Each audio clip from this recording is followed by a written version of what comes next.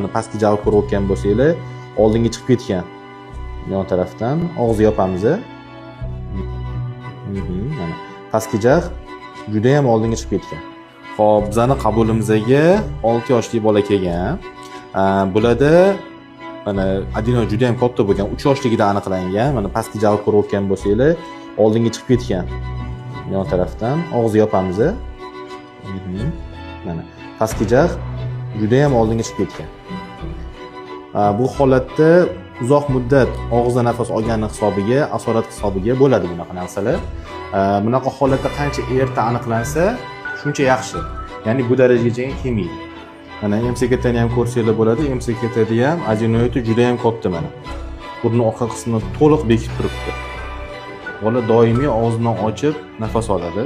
Hattoki kunduz kuni ham og'zini ochib yuradi.